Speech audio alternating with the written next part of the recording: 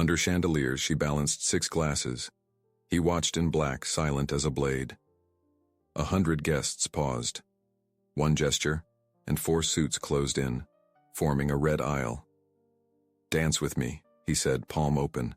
"Refuse and vanish. Accept and belong." To him. She loosed 5 pins, stepped into the circle, and seized lead. Some moments change everything forever. The crystal chandeliers cast long shadows across the marble floor of the Belmont Hotel's grand ballroom. Smoke curled from expensive cigars, mixing with the scent of imported cologne, and something darker. Fear, carefully masked behind diamond smiles and nervous laughter. Tonight wasn't just another charity gala. It was Vincent Romano's territory, and everyone knew it. Vincent Romano moved through the crowd like a predator surveying his domain. At 38, he commanded respect with the kind of silence that spoke louder than threats. His tailored black suit fit like armor, every detail precise from the platinum cufflinks to the way his fingers drummed against his champagne glass. A rhythm that made people nervous without knowing why. The scar running from his left temple to his jawline told stories no one dared ask about. The city's elite gathered around him like moths to a flame, desperate for his attention, terrified of earning his displeasure. Judges, politicians, business owners, all of them owed him something. Money, favors, silence. The equation was simple: stay in his good graces, or discover what happened to those who didn't.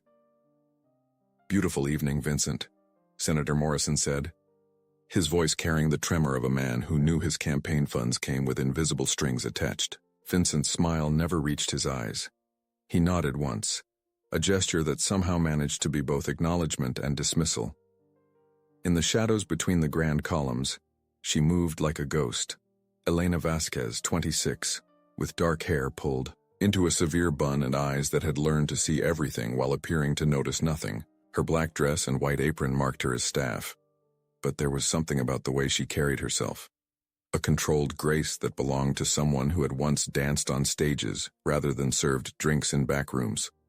Elena had been working at the Belmont for 8 months, ever since she'd fled Chicago with nothing but a suitcase and a name that needed forgetting. The other servers whispered about Vincent Romano, about the people who crossed him and simply disappeared. She kept her head down, her mouth shut, and her movements quick and efficient. Invisible was safe. Invisible was survival. The orchestra played from the elevated platform, their music floating over conversations that happened in coded words and meaningful glances. Vincent owned the musicians too, like he owned most things in this city. When he wanted something, it became his. When he discarded something, it ceased to exist. Elena refilled glasses and cleared plates, her movements automatic, rehearsed. She'd learned to read the room's temperature, to sense when tensions rose, when deals were being made in plain sight. Tonight felt different, charged, like the air before a storm. Vincent's lieutenant, Marcus Stone, leaned close to whisper something that made Vincent's jaw tighten. Elena caught fragments.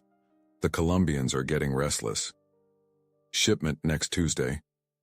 Chicago connection."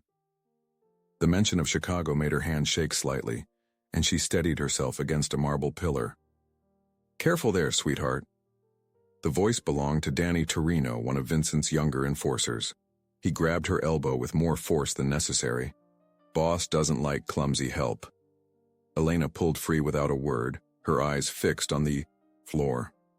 Danny laughed, a sound like broken glass. "Smart girl, you know your place." But Vincent had noticed the exchange. His gaze followed Elena as she moved through the crowd, and something flickered in his expression.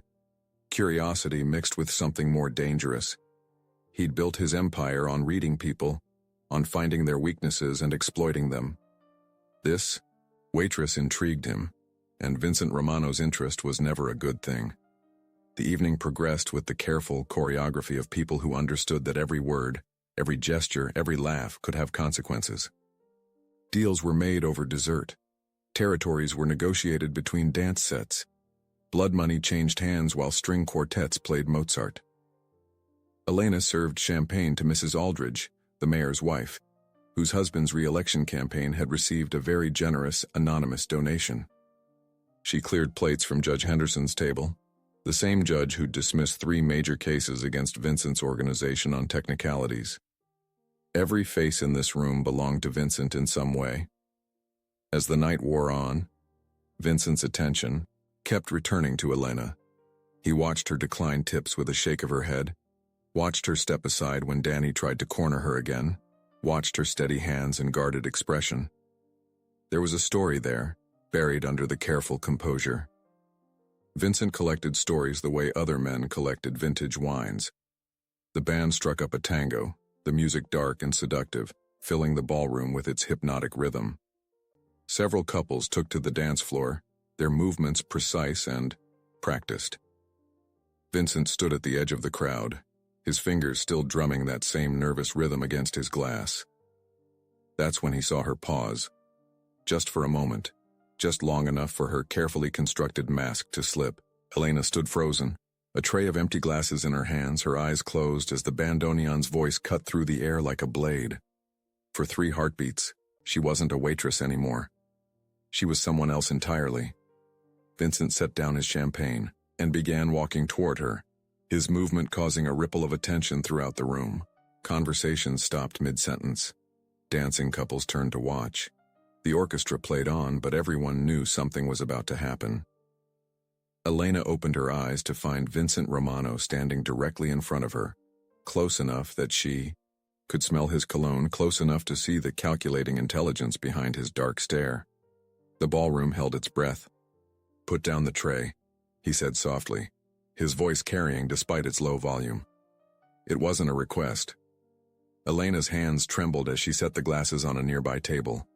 Around them, the tango continued its seductive call, but the music seemed distant, now overwhelmed by the weight of Vincent's presence and the 100 pairs of eyes watching their interaction. "What's your name?" he asked, though his tone suggested he already knew the answer.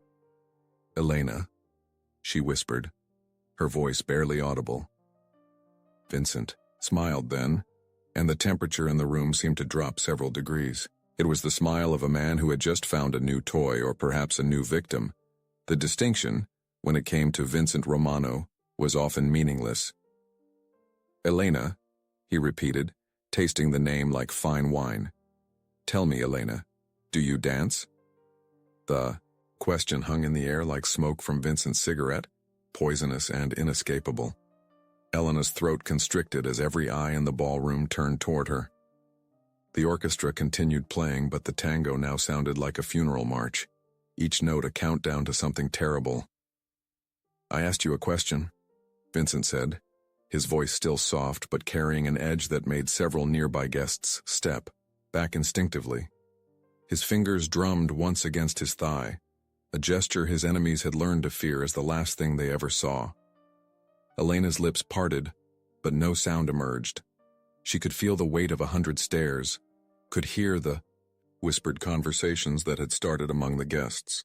The crystal chandelier above them seemed to sway slightly, casting shifting shadows across Vincent's scarred face. Marcus Stone moved closer to his boss, his hand resting casually inside his jacket where everyone knew he kept his gun. The gesture was subtle but unmistakable. Vincent Romano didn't like to be kept waiting. "Yes," Elena finally whispered, the word barely audible above the music. "I dance." Vincent's smile widened, and something cold settled in the pit of Elena's stomach. She recognized that expression from the stories the other staff whispered. The look Vincent wore when he was about to destroy someone's life for his own amusement. "Wonderful," he said, extending his hand with exaggerated courtesy. "Then you won't mind entertaining my guests." The bandoneon wailed as Elena stared at his outstretched palm. She could see the small scar across his knuckles, evidence of violence that had become as much a part of him as breathing. To refuse would be suicide. To accept might be worse. Danny Torino laughed from across the room, the sound sharp and cruel. "This should be fun," he called out, loud enough for everyone to hear. Several guests tittered nervously, unsure whether they were supposed to laugh along or remain silent. Elena's hands trembled as she looked around the room. Judge Henderson watched from his table, his expression carefully neutral, a man who'd learned to show no reaction to Vincent's games. Senator Morrison had gone pale, probably remembering his own daughter was Elena's age. Mrs. Aldridge clutched her pearls, her mouth forming a perfect O of shock and anticipation. "What's wrong, sweetheart?" Vincent asked, tilting his head like a predator studying wounded prey. "Don't tell me you're shy." The word shy came out like an insult, dripping with mockery that made Elena's cheeks burn. She could hear more laughter now, though it sounded forced, desperate. The kind of laughter people produced when they were terrified but needed to appear entertained. Vincent stepped closer, invading her personal space with practice the way conductors understood music, knew exactly how much pressure to apply to make someone break. His cologne was expensive but couldn't quite mask the metallic scent that seemed to follow him everywhere. The smell of fear and violence. "You know," he said conversationally, his voice carrying to every corner of the silent ballroom. "I've been thinking about this evening's entertainment. How it's been rather predictable." He gestured broadly to encompass the room, the gesture taking in all the wealthy, powerful people who hung on his every word. The same faces, the same conversations, the same boring dances. A man in my position needs something more stimulating. Elena felt the trap closing around her like a noose. Vincent's games weren't random. They were calculated demonstrations of power, designed to remind everyone present exactly who controlled their fates. She was just the latest prop in his theater of cruelty. "So here's what we're going to do," Vincent announced, his voice rising enough that the orchestra began to slow their playing, sensing the shift in the room's dynamics. "If you dance this tango with me, really dance, not just shuffle around like these amateurs, I'll marry you, right here, tonight, in front of everyone." The silence that followed was absolute. Even the orchestra stopped playing, the last note hanging in the air like a death knell. Someone dropped a champagne glass in the distance, the crystal shattering, on marble with a sound like breaking bones. Mrs. Aldridge gasped audibly. Judge Henderson's face went ashen. Senator Morrison looked like he might be sick. They all understood what Vincent was really saying.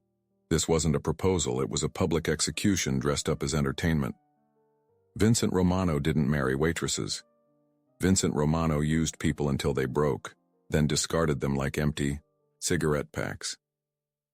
His previous girlfriends had a disturbing tendency to disappear after disappointing him, their absence explained away with vague mentions of relocations or new opportunities that no one questioned too closely. Elena stood, frozen, her black dress suddenly feeling like a shroud. She could feel sweat beating at her hairline despite the ballroom's cool air. Every survival instinct screamed at her to run, but Vincent's men were positioned at every exit. Marcus Stone watched her with the patience of a hunter, his hand still, resting near his weapon. "Of course," Vincent continued, his tone becoming almost gentle, which somehow made it infinitely more threatening. "If you refuse my generous offer, well, let's just say the Belmont might need to find a new waitress." The implication was clear. Refuse and she wouldn't just lose her job. She'd lose everything. Vincent didn't make empty threats. When people disappointed him, they simply vanished, becoming cautionary tales whispered in dark corners. Danny Torino couldn't contain his excitement. "Come on, princess," he called out mockingly. "Don't keep the boss waiting. We all know how much he hates that." Other voices began to join in, a chorus of nervous laughter and cruel encouragement. These people, judges, politicians, business leaders, were just as trapped as Elena, forced to participate in Vincent's twisted entertainment or risk becoming its next victims. Elena closed her eyes for a moment, trying to block out the faces, the laughter, the weight of expectation that pressed down on her like a physical force. In the darkness behind her eyelids, she could almost hear her mother's voice from years ago. "Mija, sometimes you have to dance with the devil to survive, but never let him lead." Her mother had been a dancer once, before addiction and bad choices had stolen everything. Before Elena had fled Chicago with blood on her hands and a secret that could destroy more than just her own life. Before she'd learned that sometimes running wasn't escape. It was just changing one prison for another. When Elena opened her eyes, Vincent was studying her with the intensity of a scientist examining a fascinating specimen. His dark gaze seemed to strip away every defense she'd carefully constructed, every lie she'd told herself about starting over and leaving the past behind. "Tick-tock," he said softly, tapping his watch with one finger. The gesture was almost playful, but Elena could see the violence lurking just beneath his composed surface. Vincent Romano was a predator who'd learned to enjoy the hunt as much as the kill. The ballroom held its breath. 100 pairs of eyes waited for her answer. The orchestra sat motionless, their instruments silent but ready. Even the servers had stopped moving, every soul in the room understanding they were about to witness something that would be talked about in whispers for years to come. Elena felt the weight of her choice settling on her shoulders like a lead blanket. Refuse and die. Accept and probably die anyway, but slower. Vincent Romano's games never ended well for anyone but Vincent Romano. But as she stood there, trapped between certain death and probable doom, something shifted inside her. Maybe it was desperation. Maybe it was the memory of her mother's voice. Maybe it was simply the understanding that she'd been running for so long she'd forgotten how to fight. Elena reached up slowly and began removing the pins from her hair, letting the dark waves fall around her shoulders. The simple gesture transformed her appearance, revealing the bone structure and grace that her severe styling had hidden. Several guests murmured in surprise. The plain waitress was disappearing before their eyes. Vincent's smile grew wider, predatory satisfaction gleaming in his dark eyes. He thought he'd won. Thought he'd broken another toy for his collection. He had no idea what he'd just awakened. Elena took the single step that separated them, close enough now to smell the expensive whiskey on his breath, close enough to see the network of tiny scars that covered his hands like a roadmap of violence. When she spoke, her voice was steady for the first time all evening. "Let's dance." The words escaped Elena's lips like a confession, and the ballroom erupted into nervous murmurs. Vincent's eyes gleamed with predatory satisfaction as he extended his hand, palm up, fingers slightly curved like talons waiting to close around prey. The gesture appeared courteous to the watching crowd, but Elena could see the barely contained violence in the tension of his muscles. "Excellent choice," Vincent said, his voice carrying just enough warmth to fool the audience into thinking this was romance rather than execution.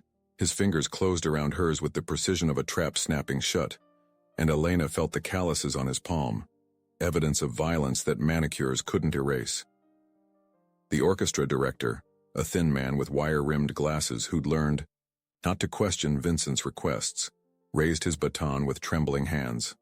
The first notes of the tango slithered through the air like smoke, dark and seductive, carrying promises of passion that would end in destruction.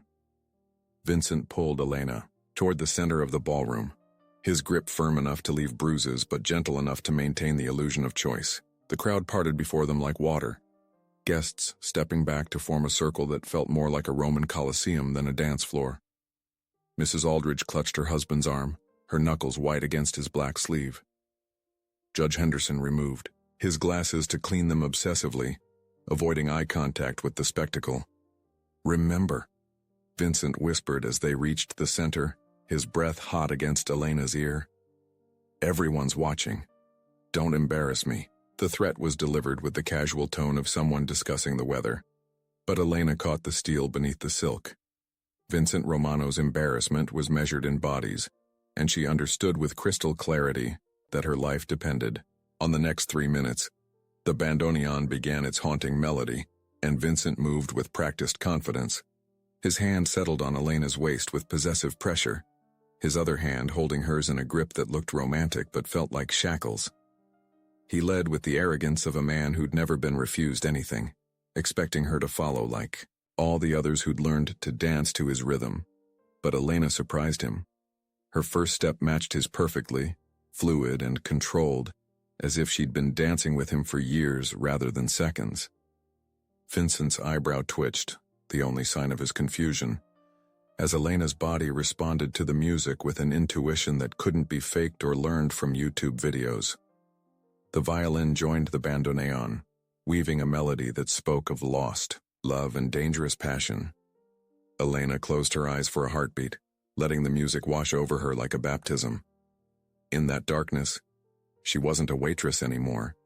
She wasn't a refugee running from Chicago's bloody streets. She was Isabella Vasquez again, the daughter of Maria Elena Vasquez, who danced with the National Ballet before cocaine and desperation had stolen her dreams. When Elena opened her eyes, something had shifted. Her movements became more fluid, more confident as muscle memory awakened from its long sleep. She'd trained for 16 years before everything collapsed, had felt the stage lights burn against her skin in theaters from Mexico City to Buenos Aires. The girl who'd fled Chicago in the middle of the night had been a dancer once, before survival had required her to forget who she used to be. Vincent felt the change immediately. The woman in his arms was no longer the timid waitress who'd trembled at his approach. Her spine straightened, her chin lifted, and suddenly she was meeting his, steps with an authority that made his jaw clench. This wasn't submission, this was partnership, and Vincent Romano didn't do control with a sharp turn, intending to catch her off balance and remind both Elena and the audience who held the power. But Elena followed seamlessly, her skirt flaring around her legs as she spun with balletic precision. A small gasp rippled through the crowd. Judge Henderson had stopped cleaning his glasses, Mrs. Aldridge's mouth hung open, and even Danny Torino had stopped laughing. "Where did you learn to move like that?" Vincent hissed through his smile. His fingers digging deeper into her waist, Elena didn't answer. Her silence was becoming its own form of rebellion, a refusal to play by his rules that made Vincent's pulse quicken with anger. He'd built his empire on the principle that everyone broke eventually. Judges, politicians, rivals, lovers. Everyone had a breaking point, and Vincent excelled at finding it. The music swelled, and Elena allowed herself to feel it completely for the first time in 3 years. The bandoneon's voice reminded her of her mother's hands guiding her through their tiny apartment in Chicago, teaching her to find beauty, even in poverty. "El tango es conversación, mija," her mother had whispered. "You speak with your body, what your heart cannot say." Vincent tried another aggressive move, jerking Elena into a dramatic dip that should have left her helpless and dependent on his strength to keep her from falling. Instead, Elena arched her back with perfect control, her free hand extending in a line so graceful it looked like sculpture come to life. When Vincent pulled her upright, she was smiling. Not the terrified grimace he'd expected, but something serene and dangerous. The audience was no longer watching a humiliation. They were witnessing something else entirely, something that made their expensive champagne taste like ash in their mouths. The plain waitress was disappearing before their eyes, replaced by someone who moved with the confidence of European stages and the grace of someone born to command attention. Marcus Stone shifted uncomfortably near the wall, his hand moving instinctively toward his weapon. This wasn't going according to plan. Vincent's games were supposed to end with broken toys and reinforced dominance, not with some nobody waitress making his boss look ordinary by comparison. Vincent's smile was beginning to crack around the edges. Sweat beaded on his forehead despite the ballroom's cool air, and his breathing became slightly labored as Elena forced him to work harder than he'd anticipated. She was leading now, subtly but unmistakably, her movements flowing with such natural authority that Vincent found himself following her rhythm instead of imposing his own. "Who are you?" he demanded, his voice low enough that only Elena could hear but sharp enough to cut glass. Elena met his gaze directly for the first time since the dance began. Her dark eyes held depths he hadn't noticed before. Pain, yes, but also steel. The kind of steel that came from surviving things that should have destroyed her. "Just a waitress," she replied softly. But her tone carried notes of mockery that made Vincent's face flush with anger. The orchestra reached a crescendo, violins crying out in passionate agony while the piano hammered out a rhythm like gunshots. Elena spun away from Vincent in a movement so fluid it looked like flight, her hair whipping around her shoulders as she turned. When she spun back into his arms, she was transformed completely, no longer the frightened girl who'd served drinks. In shadows, but someone magnificent and dangerous. The crowd had fallen completely silent. Even the servers had stopped moving. Every person in the ballroom transfixed by the impossible sight of Vincent Romano being outclassed in his own domain. Senator Morrison's wine glass sat forgotten in his hand. Mrs. Aldridge had stopped breathing, entirely, and Judge Henderson was leaning forward in his chair like a man witnessing a miracle. Vincent's control was slipping, and he knew it. Every eye in the room was on Elena now, following her movements with the kind of fascination usually reserved for natural disasters or religious experiences. His carefully orchestrated humiliation was becoming his own public defeat. And Vincent Romano had never lost anything in public.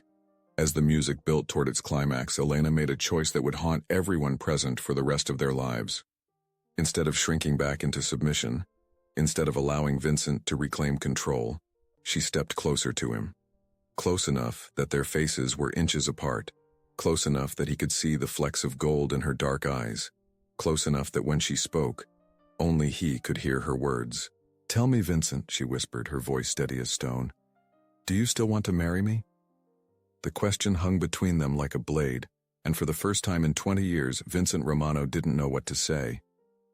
If this story has captured your attention so far, let us know in the comments what you think Elena's true identity might be, and what secrets from Chicago she's been hiding.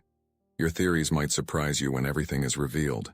Don't forget to subscribe to see how this dangerous game ends, because in Vincent Romano's world, nothing is ever as simple as it seems. The question pierced through Vincent like a bullet finding its mark. For the first time in 2 decades of commanding fear and respect, Vincent Romano found himself speechless. Elena's dark eyes held his gaze with unwavering intensity, and in that moment, the power dynamic shifted like tectonic plates rearranging themselves beneath the ballroom's marble floor. The music continued its seductive wail, but the sound seemed to come from another world. Every person in the ballroom held their breath, sensing they were witnessing something unprecedented. Vincent Romano being challenged in his own domain by someone who should have been cowering at his feet. Vincent's jaw worked silently, his mind racing through calculations that had served him well in boardrooms and back alleys. This wasn't how his games were supposed to unfold. Elena should have stumbled, should have broken under the pressure, should have provided the entertainment his guests expected while reinforcing his dominance. Instead, she'd transformed his carefully orchestrated humiliation into something that threatened to expose him as ordinary. "You're playing a dangerous game," he whispered, his voice carrying a tremor that could have been rage or something closer to fear. His fingers tightened on her waist, nails digging through the fabric of her dress hard enough to draw blood. Elena didn't flinch. Her smile widened slightly, revealing perfect white teeth that caught the chandelier light like pearls. "I learned from the best," she replied, her voice soft as silk and twice as sharp. The cryptic response sent ice through Vincent's veins. There was knowledge in her tone, recognition that spoke of shared history he couldn't place. His mind catalogued every face from his past, every enemy he'd made, every alliance he'd betrayed. Who was this woman who moved like European royalty but served drinks like a common servant? Around them, the crowd pressed closer, drawn by the magnetic tension radiating from the dancing couple. Judge Henderson leaned forward so far he nearly fell from his chair, while Mrs. Aldridge clutched her pearl necklace hard enough to snap the string. These people had attended hundreds of Vincent's demonstrations of power, but this felt different, more intimate and infinitely more dangerous. Marcus Stone moved along the wall, positioning himself for a clear shot if needed. His boss's expression was unreadable, but Marcus had worked for Vincent long enough to recognize the subtle signs of a man losing control. The slight twitch in Vincent's left eye, the way his breathing had become shallow, the death grip he maintained on Elena's hand, all indicators that this evening was spiraling beyond Vincent's carefully maintained parameters. Elena executed a turn that would have challenged professional dancers, her movements flowing with unconscious artistry that spoke of years of training. When she returned to Vincent's arms, she was closer than before, close enough that her breath warmed his cheek as she spoke. "Tell me about the Delacroix family," she whispered, and Vincent's blood turned to ice in his veins. The name hit him like a physical blow. Antoine Delacroix had been Vincent's mentor 20 years ago, the man who'd taught him that power came not from violence alone, but from the careful application of fear and favor. Delacroix had controlled Chicago's underground with an iron fist, wrapped in silk gloves until Vincent had orchestrated his downfall and claimed his empire. But Delacroix had died in that warehouse fire Vincent had arranged. They all had. Antoine, his Lieutenant Rodriguez, and the dancer, Maria something, who'd been stupid enough to fall in love with a dead man. Vincent had made sure there were no survivors, no loose ends to unravel his carefully constructed rise to power. "I don't know what you're talking about," Vincent said, but his voice lacked its usual conviction. Sweat beaded on his forehead despite the cool air, and his hands had begun to shake almost imperceptibly. Elena's laugh was like crystal breaking, beautiful and sharp enough to cut. "You burned them alive," she said conversationally, as if discussing the weather. "All of them. In that warehouse on Pier 17 3 years ago last month." The ballroom spun around Vincent like a carousel built from his worst nightmares. He'd been so careful, had made sure no witnesses survived that night. The official investigation had concluded it was an electrical fire, a tragic accident that claimed the lives of several suspected criminals. No one had connected it to Vincent's organization, and the insurance money had paid for this very hotel. Elena continued, her voice steady as stone while they swayed to the music. She used to dance for him at private parties, elegant affairs where business was conducted with champagne and roses instead of bullets and threats. Vincent's world tilted on its axis. Maria Vasquez, that was the dancer's name. Beautiful, graceful Maria who'd refused Vincent's advances and chosen to remain loyal to a dying king. He'd watched her burn along with the others, had told himself it was necessity rather than revenge. "But you know what's interesting about warehouses?" Elena asked, spinning away from him with fluid grace before returning to his increasingly desperate embrace. "They have service tunnels, maintenance corridors that don't appear on city blueprints." Vincent's mouth went dry. The warehouse had been chosen specifically because it was isolated, because fire would destroy evidence, because there were supposed to be no escape routes. But if someone had survived, if Maria Vasquez had lived long enough to have a daughter who knew the truth. "She died 6 months later," Elena said, reading his thoughts with terrifying accuracy. "The smoke damage destroyed her lungs, but she lived long enough to tell me everything. About Antoine's business, about your betrayal, about how you murdered everyone who trusted you." The orchestra reached another crescendo, violins screaming like souls in torment while the piano hammered out rhythms that sounded like gunshots. Elena moved with increasing confidence, her steps becoming more intricate, more demanding, forcing Vincent to follow her lead or risk falling in front of everyone who mattered in his world. "What do you want?" Vincent managed to ask, his voice hoarse with barely controlled panic. Elena's smile was razor-sharp and twice as deadly. "Justice," she said simply. "But not the kind you're thinking." Vincent's mind raced through scenarios, calculating odds and potential escapes. If Elena was here for revenge, why the elaborate dance? Why not simply put a bullet in his head and be done with it? Unless she wanted something more sophisticated than simple murder. "You see," Elena continued, her voice dropping to a whisper that somehow carried over the music. "Killing you would be too easy. Too quick. You destroyed my family, my life, everything I loved. A bullet seems insufficient compensation for that level of devastation." Vincent felt the trap closing around him like a vice. Every instinct screamed at him to end this now, to signal Marcus for a kill shot, to burn down this entire ballroom if necessary. But Elena held him with more than just her hands. She held him with the knowledge that his carefully constructed empire was built on foundations of betrayal and murder that she could expose with a single phone call. Besides, Elena added, executing another flawless turn that left Vincent dizzy with more than just the movement. "I've spent 3 years learning everything about your organization, your suppliers, your roots, your political connections. Did you really think Senator Morrison's campaign funds came without strings? Or that Judge Henderson's gambling debts disappeared through divine intervention?" The implications crashed over Vincent like a tsunami. If Elena had been investigating his operation for years, If she'd been documenting his crimes while serving drinks at his parties, then she possessed enough evidence to destroy not just him, but everyone in this room who'd sold their souls for his protection.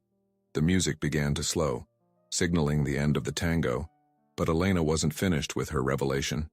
She pulled Vincent closer, close enough that their lips nearly touched, close enough that her next words would be heard only by him. "I know about the shipment arriving Tuesday," she whispered. "The one the Colombians are so worried about. The one that's supposed to cement your control over the entire eastern seaboard." Vincent's blood froze in his veins. That information was known only to his inner circle, discussed only in coded conversations in soundproof rooms. If Elena knew about Tuesday's shipment, then his organization had been compromised at the highest levels. "Who are you working for?" he demanded, his voice barely audible over the fading music. Elena's smile was beautiful and terrible, like watching an angel sharpen its sword. "Myself," she replied, "and the ghosts of everyone you've murdered." The final note of the tango hung in the air like a death knell, and as the music died, Elena stepped back from Vincent's embrace with a curtsy so elegant it could have graced royal courts. The ballroom erupted in thunderous applause, but Vincent barely heard it over the roaring in his ears. He stood frozen in the center of the dance floor, sweat-soaked and shaking, while Elena smiled serenely at the appreciative crowd. To everyone watching, it had been a magnificent performance. Only Vincent understood that he'd just danced with death itself, and death had chosen to let him live. For now. The applause thundered through the ballroom like artillery fire. Each clap a nail in Vincent Romano's carefully constructed coffin. He stood paralyzed in the center of the dance floor, his empire crumbling around him while guests who'd spent years kissing his ring now rose to their feet in ovation for the woman who'd just exposed him as mortal. Elena curtsied with regal grace, her transformation complete. The trembling waitress who'd served drinks in shadows had vanished, replaced by someone who commanded the room with nothing more than presence and perfect posture. When she straightened, her dark eyes swept across the crowd with the calculation of a general surveying conquered territory. Judge Henderson was the first to approach, his weathered face flushed with wine and excitement. "Magnificent," he breathed, completely oblivious to the undercurrents of destruction flowing beneath his feet. "Simply magnificent. Where did you train?"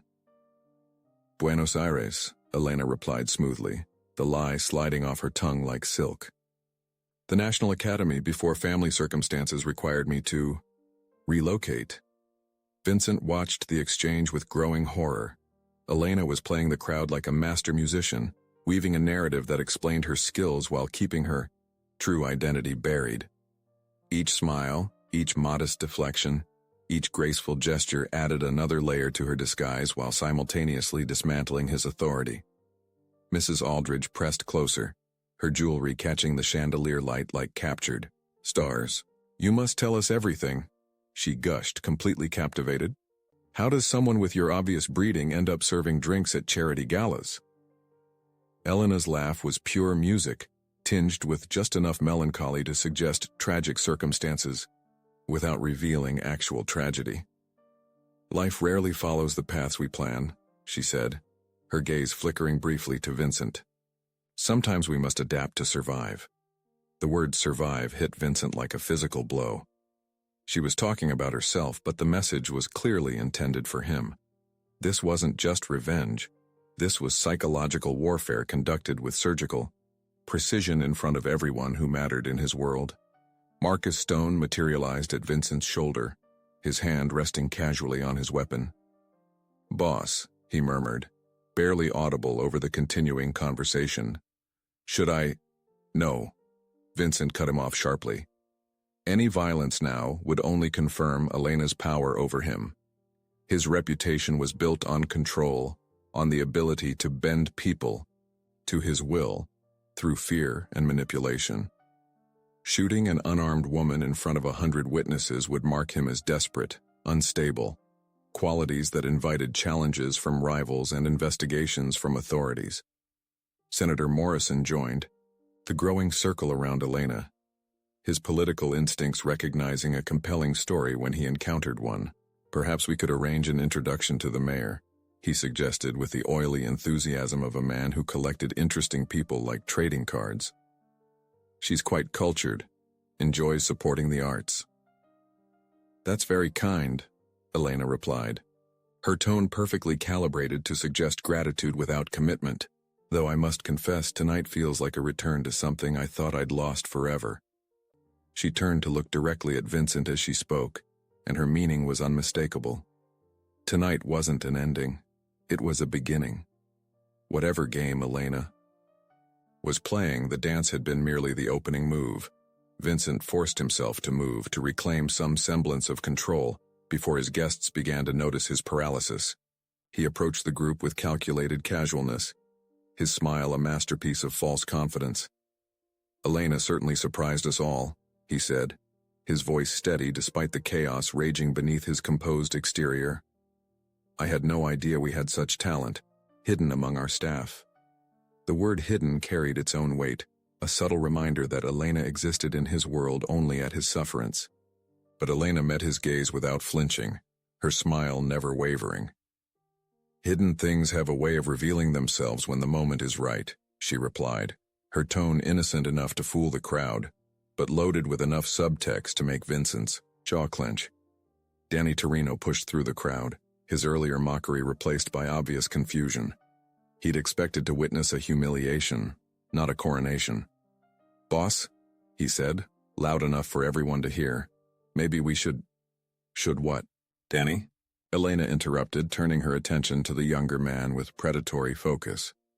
Surely you're not suggesting we end such a lovely evening prematurely? The interruption was subtle but devastating. Elena had just demonstrated that she could cut off Vincent's lieutenant mid-sentence without consequence. Another small erosion of the authority that kept Vincent's empire intact. A text message that made his blood run cold when he glanced at the screen. Tuesday shipment compromised. Federal surveillance confirmed. Abort immediately. The message came from Carlos Medina, his contact with the Colombian suppliers, a man who communicated in code and never sent unnecessary warnings. Elena was still engaged in charming conversation with the guests, but Vincent caught the slight upward curve of her lips. She knew. Somehow, impossibly, she knew about the text message he'd just received. Excuse me, Vincent said, his voice tight with barely controlled panic. I need to make a phone call. He turned toward the exit, but Elena's voice stopped him cold. Vincent, she called out, her tone carrying just enough concern to sound natural to the crowd. You look pale. Are you feeling well? Every eye in the room focused on him, and Vincent realized he was trapped. To leave now would appear weak, would suggest that Elena had affected him more than he cared to admit. To stay meant enduring more of her psychological torture, while his criminal empire potentially collapsed around him. I'm fine, he lied, forcing another smile. Just tired. It's been a long evening. Of course, Elena agreed with false sympathy. Dancing can be exhausting when you're not accustomed to following someone else's lead. The comment drew chuckles from several guests who assumed she was making a playful reference to their tango. Only Vincent understood that she was describing the complete reversal of power that had just occurred between them. His phone buzzed again. Another message. This, one from his lawyer. FBI requesting meeting tomorrow regarding ongoing investigation. Suggest immediate consultation. Vincent's hands trembled as he returned the phone to his pocket, and Elena's knowing smile confirmed that she was somehow orchestrating this symphony of destruction. You know, Elena said conversationally, addressing the crowd but keeping her eyes on Vincent. I've always believed that karma finds a way to balance the scales. Sometimes it takes years, but justice has its own timeline. Judge Henderson nodded sagely, completely missing the threat embedded in Elena's words. Very philosophical, he agreed. Though I prefer to think that good people eventually receive the recognition they deserve. And bad people, Elena added softly, eventually face the consequences of their choices. The statement hung in the air like incense, beautiful and suffocating. Vincent felt the walls closing in around him, felt the careful structure of his life beginning to crack under pressure he couldn't see or fight. Elena had somehow orchestrated a perfect storm, Legal trouble, compromised operations, public humiliation, all while appearing to be nothing more than a gracious dancer accepting compliments. Mrs. Aldridge glanced at her diamond-encrusted watch and gasped. "Oh my, it's nearly midnight, we should probably—" "Actually," Elena interrupted with gentle authority, "I was hoping Vincent might honor me with one more dance. Something slower, perhaps. More intimate." The request was phrased as a question, but the way she looked at Vincent made it clear that refusal wasn't an option. Not if he wanted to maintain any pretense of control in front of his guests. Vincent's throat felt like sandpaper as he nodded. "Of course," he managed to say. "It would be my pleasure." But as Elena stepped back into his arms, and the orchestra began playing a haunting waltz, Vincent understood with crystalline clarity that pleasure had nothing to do with what was about to happen. Elena had saved the killing blow for last, and as they began to move together across the marble floor, he could only wait to discover exactly how she planned to destroy him. The music swelled around them like a funeral dirge, and Vincent Romano, who had spent 20 years as the predator, finally understood what it felt like to be prey. We hope this intense psychological thriller has kept you on the edge of your seat. What did you think of Elena's ultimate revelation? Did you see the connection to Vincent's past coming, or were you as surprised as he was? Share your thoughts in the comments below. We love hearing your theories and reactions to these complex characters. If you enjoyed this dark tale of justice and revenge, don't forget to subscribe for more stories that explore the shadows where morality becomes blurred. What other secrets do you think Elena might be hiding? And more importantly, do you believe Vincent deserves what's coming to him?